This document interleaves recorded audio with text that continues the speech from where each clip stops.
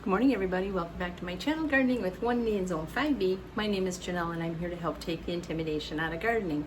Today is a really hot, humid day outside and I don't do well in the heat.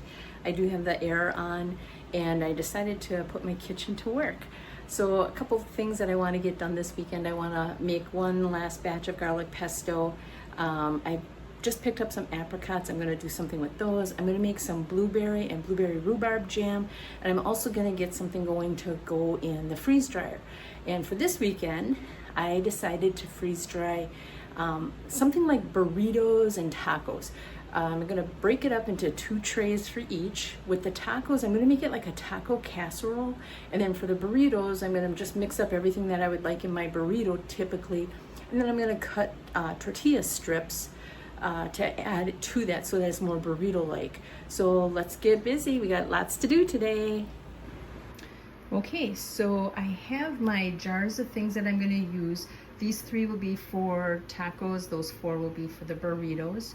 I'm going to be using some of my enchilada sauce, which I'm out of taco sauce, so in my head I'm just going to pretend it's taco sauce. I'm going to use some corn salsa and then a pound of beef with onion. And then for the burritos, it's pretty much the same items. And then I just pulled out my last jar of taco seasoning. I think this is going to be enough to season the meat for both of those. I've got my tomatoes that I just picked up to chop. I've got the onion that I just picked out of the garden to dice up. And then I just picked up about a pound of cheddar cheese that I'm going to grate. This was $4.02 and it's just about a pound. So let's get some of this stuff broken down.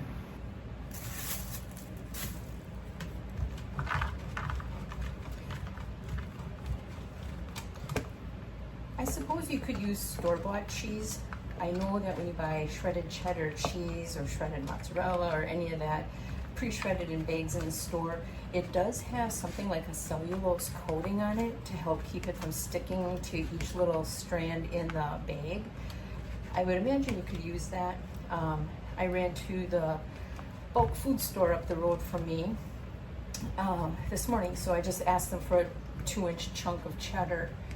And that's where I actually got my tomatoes from too. They have such good produce right now. I picked up some apricots too.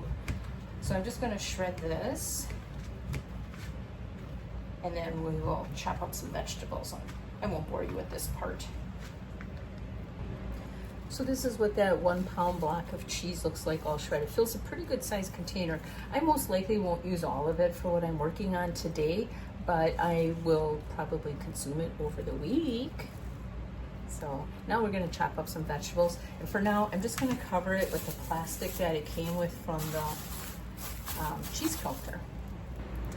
Now I've washed these tomatoes. That's why they're sitting on paper towel. I think I'm only going to need 2 for what I'm working on today, but I grabbed a 3rd one just in case. So let's get these cut up. And I'm just going to core them, meaning taking out this center part here.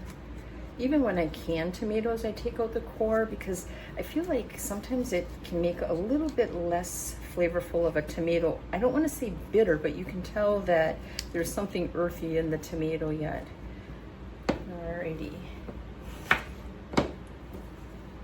And whenever I cut a tomato too, I always kind of look at it on the inside just to make sure there's no like brown spots or anything. And this is a perfectly fine tomato.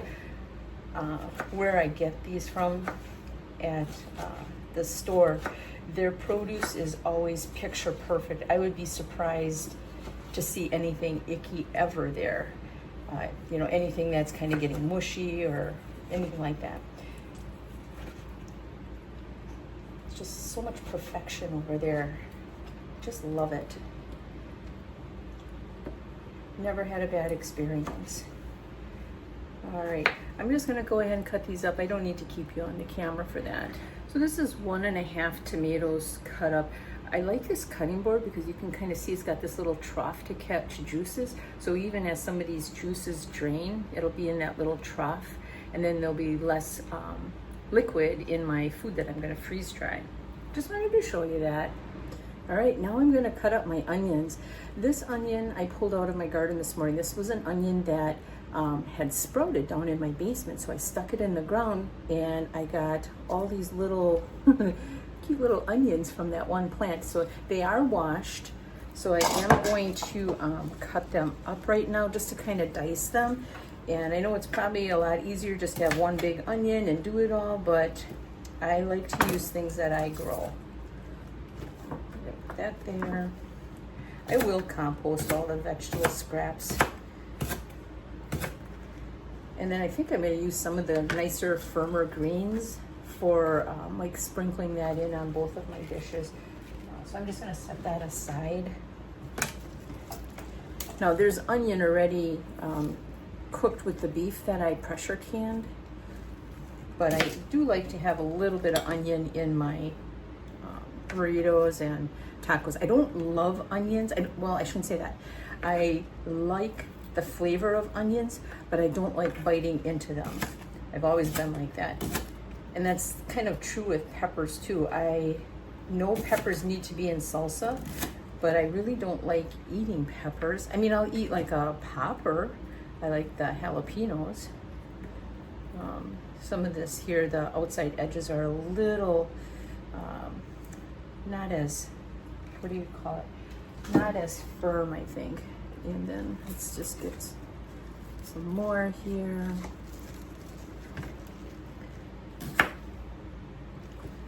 Kind of always fun growing your own vegetables. It's kind of nice that you can just run outside and get what you need. Here's another, yeah, I should have taken that outer skin off. And even if it's a little green on the inside, I can get rid of that. All right, and I'll just finish chopping these up and we'll come back. By the way, when my franken onion sprouted, it was starting to get a little soft, so I wasn't quite sure if planting it outside would work, but it did. This is what I have left, and this is what I just chopped up. And remember, I've got my beef already cooked with onion, so this is kind of just to sprinkle it onto each little tray. But I just wanted to show you franken onion. Rawr. So I just picked up some flour tortillas at the store. These are the smaller ones. And I'm thinking I'm gonna need 4 for my burritos. Oh, by the way, I did cook my noodles for the taco casserole thing, so those are all washed and rinsed behind us. I rinse my pasta. I'm sure most people rinse their pasta just to kind of stop the cooking process and to get rid of the extra starches, so it's all nice and cooled down. But anyway, typically with my freeze dryer trays, if I divide one tray in half, that's going to be 2 meals. So I'm thinking to have 4 of these to do 4 meals, because I'm going to do 2 trays. And I'm just going to do them in strips, just so that there's the sensation that they're there.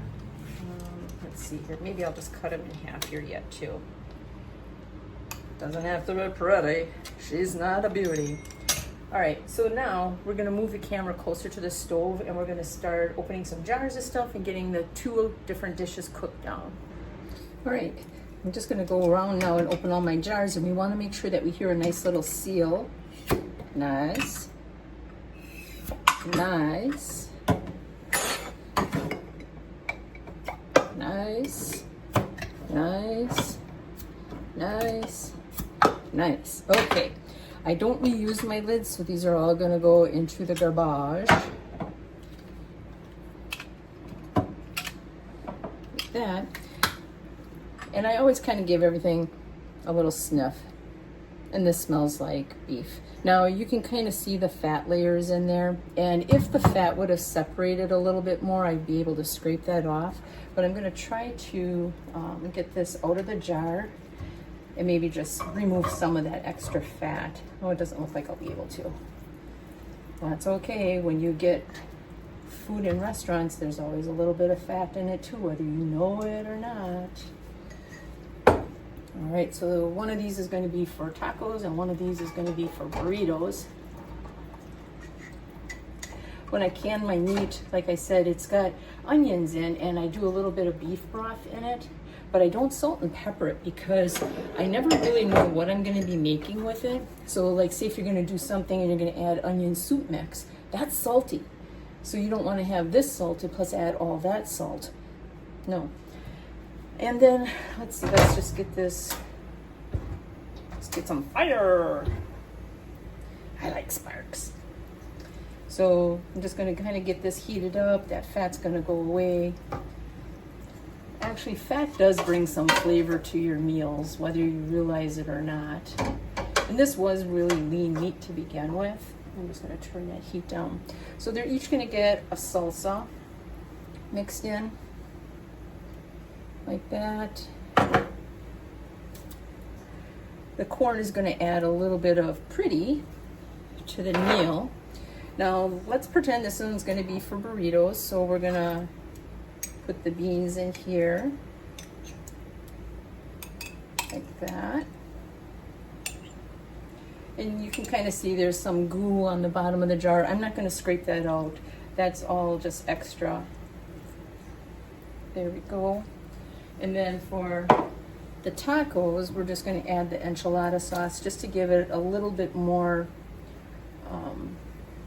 liquid, because remember, we're gonna add noodles. All right, so let's just kind of give this a stir just to get it started. The other thing, when I was showing you my ingredients I was going to use today, I forgot to show you that I was going to add black olives to each. All right. And any of the liquid that was in the jar from the beef broth, that's going to cook off.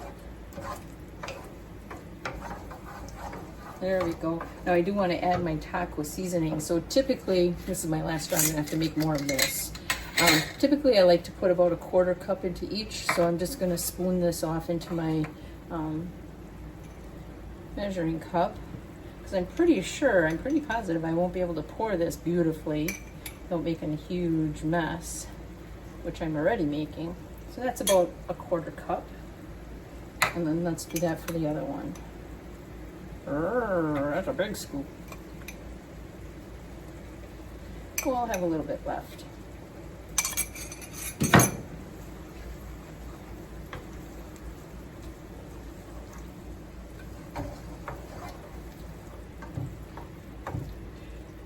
Now I've already made taco meat with enchilada sauce, but I still add the taco seasoning. I was doing it kind of as an experiment to see, does the taco seasoning really make a big difference? And it does. So add that to there, stir that in. I do make my own taco seasoning, and I do make my own ranch seasoning. Actually, I switched my ranch recipe to one that I got from one of my friends. She mailed me actually some of her ranch. It was so good. Oh, so now I use her recipe going forward. This doesn't look like it's got enough.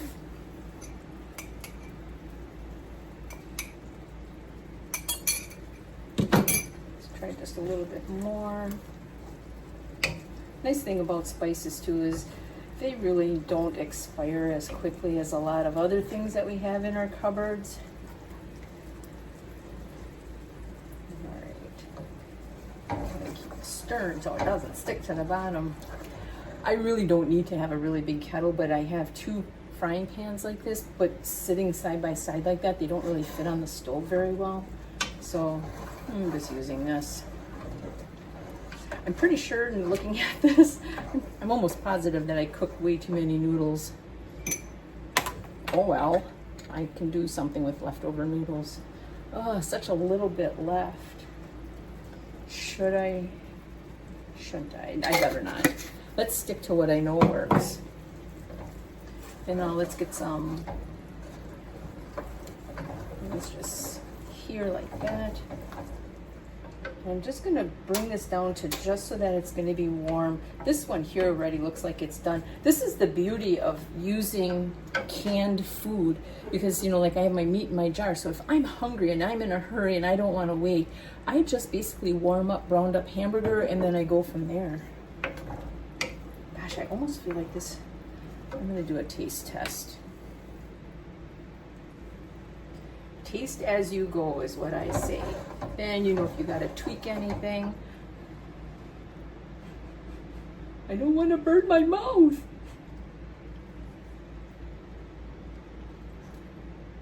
Oh, is that good? I gotta get another spoon.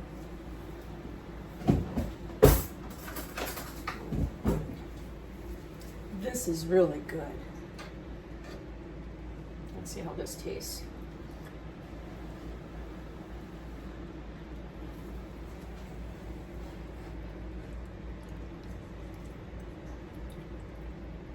That's spot on too. A little bit salty, which makes me glad I'm going to use some noodles. All right, so both of these are done. Let's get them trayed up. All right, I've got my 2 trays that I'm going to designate to burrito fixings. My freeze dryer, remember, holds 4 trays altogether, so the other 2 are going to be designated to the taco stuff. I'm just going to kind of divide this out. I'm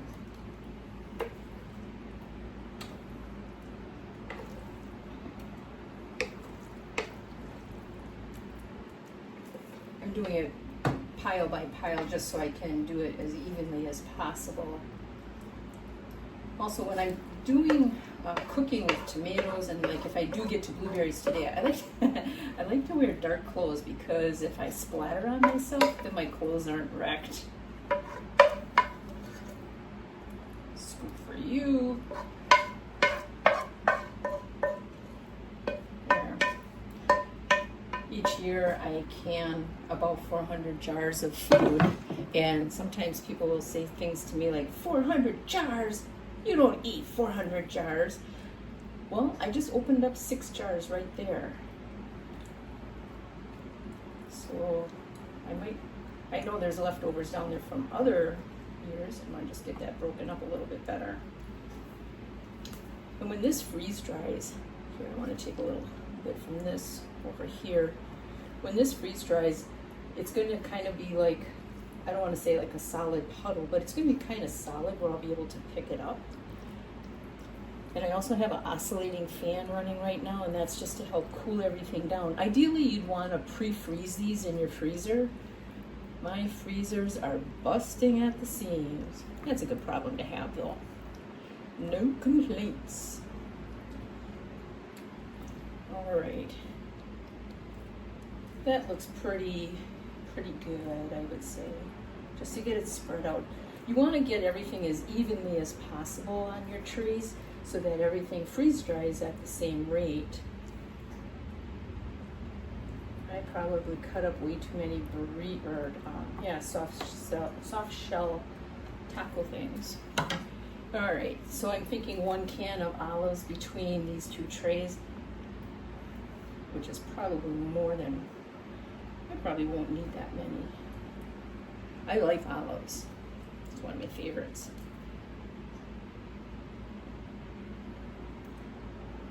There. I guess I won't need 2 cans. Silly me. And again, I'm just going to get this spread out as evenly as possible just so that everything freeze dries at the same rate. And then let's do some tomatoes. And I know these might seem a little bit big, but they dehydrate pretty nice. I probably would have only needed 1 tomato. I think I'm going to be having some salad later with my leftovers. Sounds like another good problem to have. And again, try to get it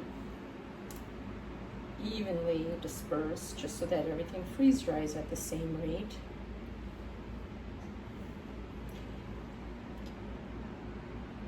I know you're used to the tiny little tomatoes that you get in restaurants. I don't really cook like that. It's nice for like on a taco dip, but otherwise no. All right, and then I'm going to sprinkle just a little bit of onions.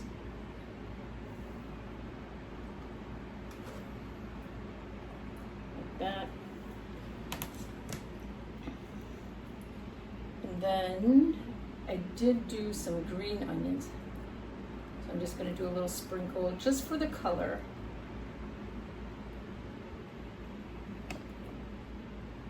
Because I want food to be pretty. I think when you see food that's colorful and vibrant, I think it's more appealing and you want to just dive in and get that. All right, so then let's get some of these taco strips here, like this.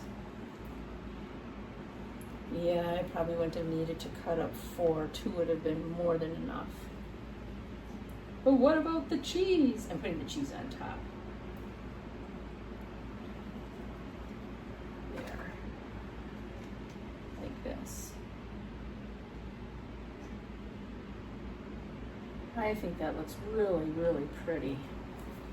In freeze-dried meals, you know, you just add water and it's going to heat up to a meal. Now, why won't I freeze-dry a full burrito? Because a full burrito is too round and too thick, so it won't freeze-dry correctly. Plus, your items on your shelves cannot touch the underside of the shelf above it. Oh, this is so pretty. All right, so this is what I'm going to do for my burritos. And then let's get the taco stuff next. I gotta wash my hands.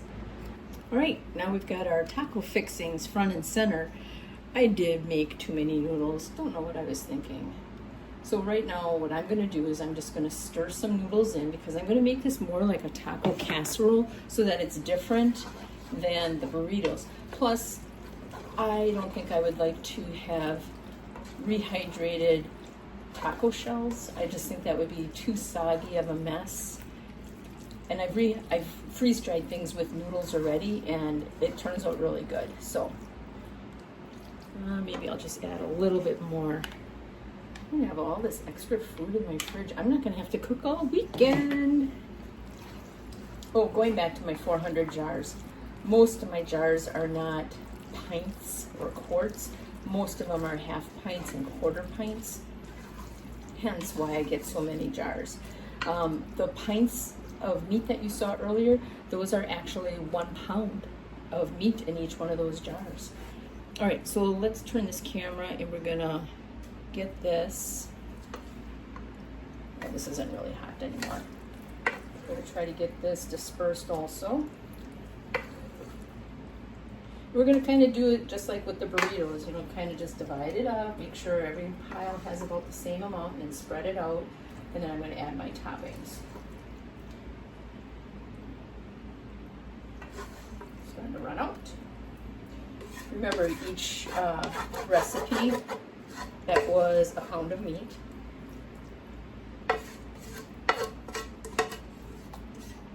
There. Ooh, I'm gonna have so many dishes.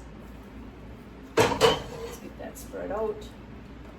So this is gonna be more like a taco casserole because I got noodles in it, but it's gonna just have the taco flavored meat. I actually feel like I'm gonna go down in the basement and get another jar of meat and either make burritos or something this weekend because I have leftover chopped vegetables. Oh, that sounds so good. There, getting there. This tree actually seems like it has a little bit more, but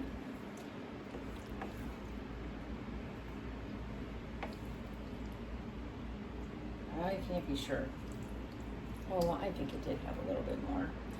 So I'm just trying to get the noodles spread out evenly too. I don't want all the noodles in one big clump because remember, I'm trying to get everything to freeze dry at an even pace. All right, so now let's top everything. Let's start with, sorry about my arm there. Let's start with a sprinkle of onion. Now, it kind of seems like, oh, you don't like onions, but you're putting white onions and then the green onions on. True, that's very true. I just think it always looks so pretty though.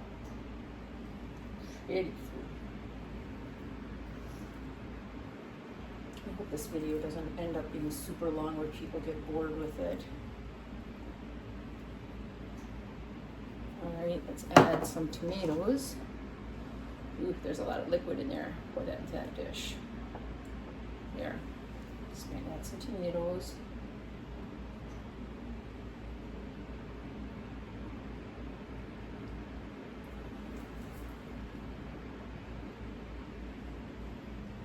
A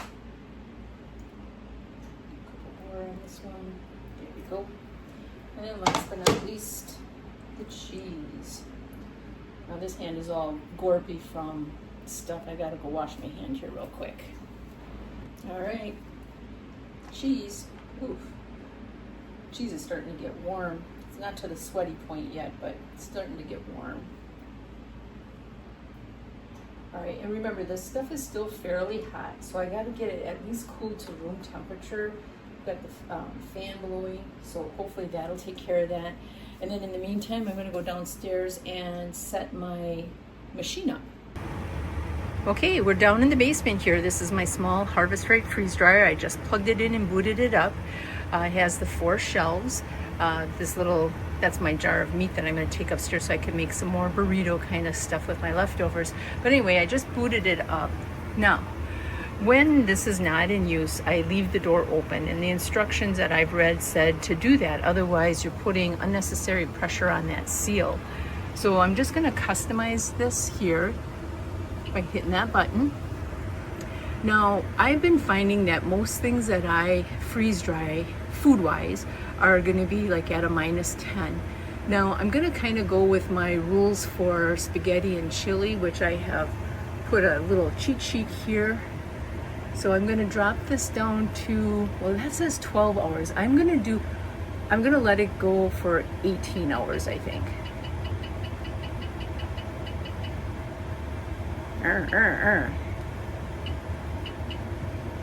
There we go. And then this temperature typically is always going to be 125, and I'm not going to use any extra dry time. So I'm going to save this. Oops. And then you're going to see this start. You hear it kick in.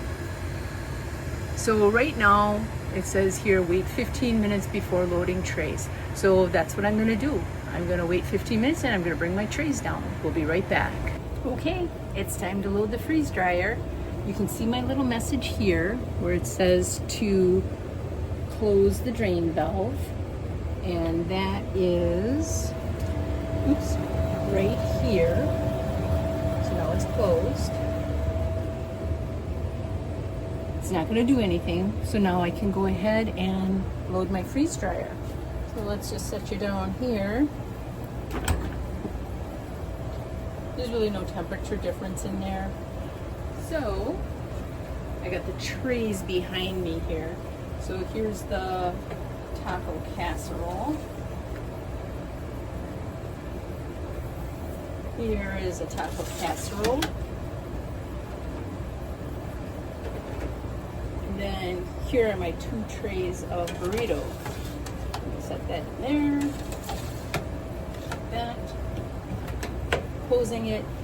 Now you can close it like this, but you got to make sure you latch it.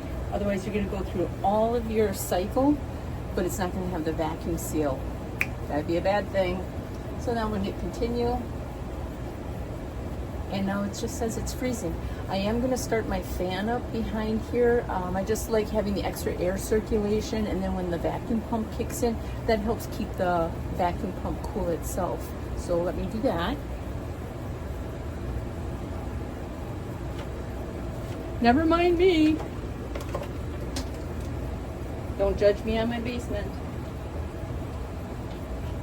There we go. Every now and then you have to do an oil change on the vacuum pump for this. After this batch, I am going to do an oil change. It's mainly just kind of filtering the oil for any impurities, just to keep everything running really smooth. You can reuse your oil several times. Once it gets to the color of like beer, then it's no good. You're going to use their oil, which is a food grade type of an oil. Like I said, this is Harvest Right. So I stick with all their products because I want this to run forever. So anyway, now we're just going to let it do its thing over the entire weekend, and maybe Sunday evening or so, maybe we'll have a finished product. We'll see. Good morning, everybody. It's Monday around 6:30, and my freeze dryer is chirping at me saying, hey, according to your settings, I think we're done. So I just washed my hands. I'm going to go in and kind of check for any cool spots and just see if it really is done. Otherwise, I'll just have to give it some more dry time. So it does tell me to open the drain valve to vent, so I'm going to do that.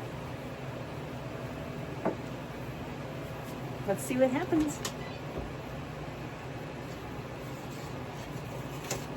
So this is the burrito stuff. It's a little bit cool yet. You can kind of see that it just kind of all moves on the pan all in one big piece. Let's see about some other trays.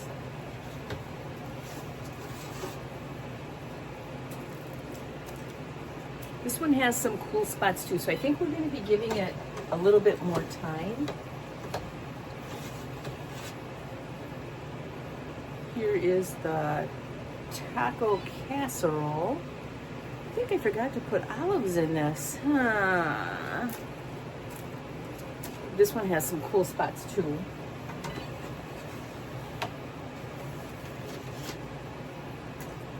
So does this one. So I'm going to give this about, I don't know,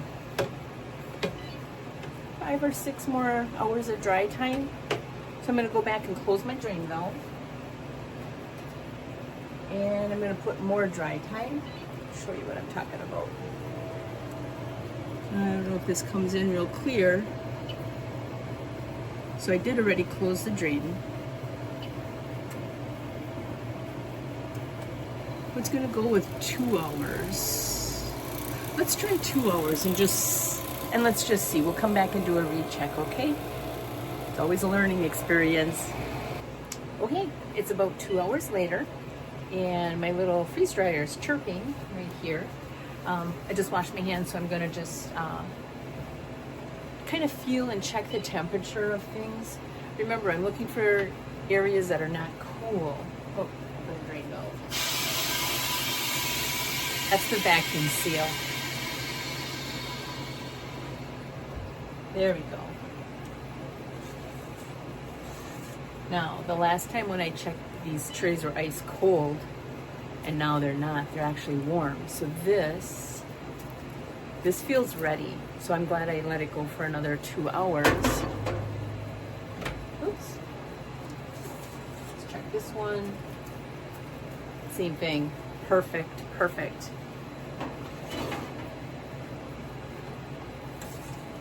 And this is the taco casserole. I'm still kicking myself because I forgot to put olives in this. And then let's check this one. I'm sure this one's going to be fine. Yep. So these are all done. Let me just set this down. Now, we have it here so that we can do more dry time, no defrost.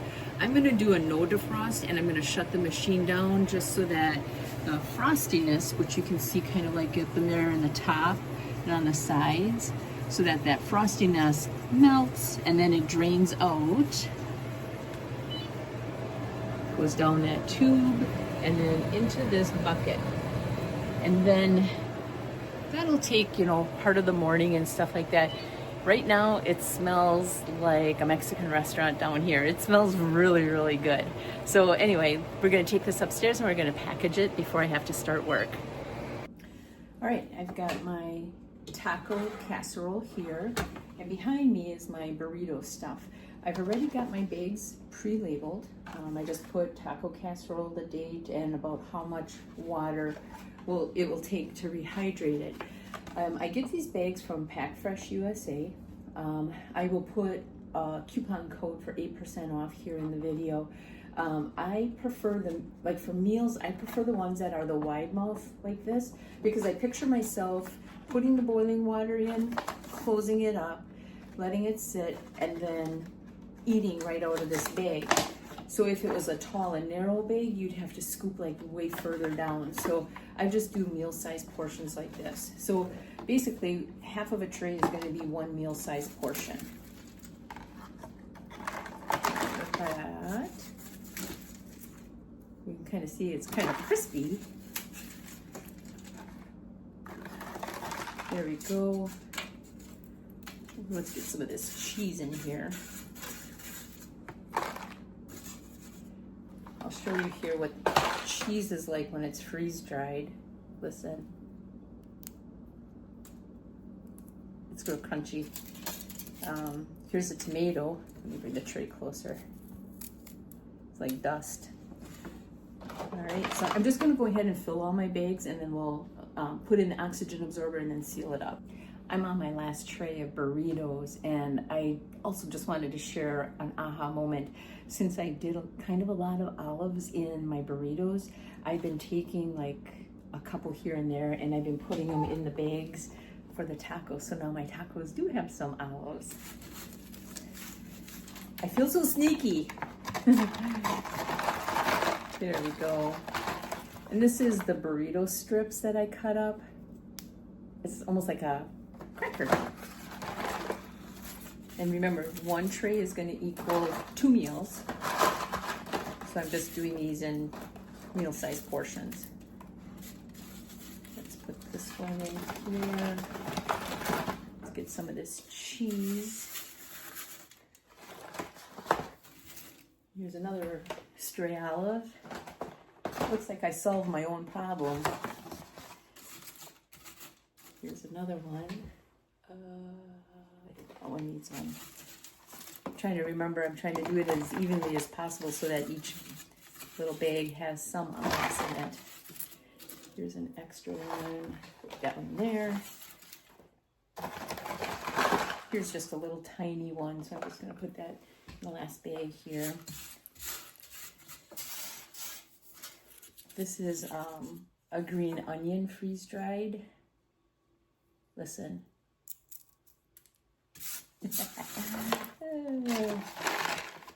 All right. Do this. And then my next step is to put an oxygen absorber in. I just washed and dried my hands real quick because I am going to be touching oxygen absorbers. Now, I opened up a pack. These are 100cc oxygen absorbers. I got these from PackFreshUSA. I will put that coupon code in there. But 100cc oxygen absorber seems to be ideal for this size of a bag. So I'm just putting one in to each. Now, even though that I've already opened these oxygen absorbers, they are being stored in a glass jar, which is, in my opinion, airtight. But what I also like to do every now and then is make sure that they're still soft. You know, like I can squish this. So if too much oxygen had gotten to it, then it would be rock hard. Now, these bags are very, very firm and sturdy. So when I do seal these up, I try to get the air squished out. So I'll partially seal it, kind of squeeze it, and then I finish sealing it. I'm just doing the last two like this just to show you. Just like this. Now, that oxygen absorber is still going to take away the oxygen in there. And if you use too large of an oxygen absorber, this is going to kind of like vacuum seal. It's not the end of the world, but you don't need to put that kind of expense into an oxygen absorber for such a small container. So then we're going to heat seal them next. And you'll see a little orange light on here. So we'll just do this. There. And now this top here is completely sealed. That way, if this seal gives out, this is still like the Plan B sealed. And these bags have like a little, I don't know if you can see it, a little notch right here. So that's how you would tear it open. So that's all I'm going to be doing now, and then my project is done. I hope you found this video informative. The thing I've learned with freeze-drying books and freeze-drying cookbooks is they never nail down an exact time. And I think it's just because everything can vary so much, which it did today. I added 2 more hours and everything worked out just fine. So I think they do that mainly because they don't want that kind of liability. So it is a little bit of a learning experience. They do recommend that you keep a notebook and some notes so that if you do make something like taco casserole again or chili again, then you'll remember how you did it. I hope you found this informative. Please like, follow, share, subscribe, tell all your friends. I'll see you in the next video. Have a great day. Bye.